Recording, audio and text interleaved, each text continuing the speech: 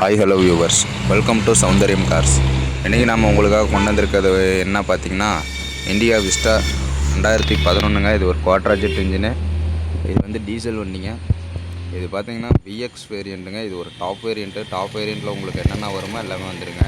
AC, power steering, power window, central lock, 4 power window வந்துடுங்க. Motorised mirror வந்துடும்.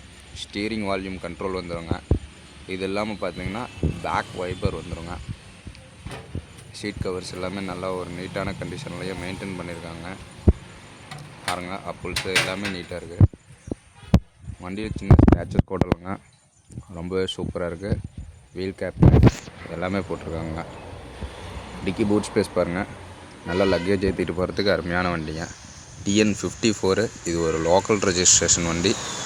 சேலம் வண்டி தான், சேலத்தில் தான் பார்க்கணும்.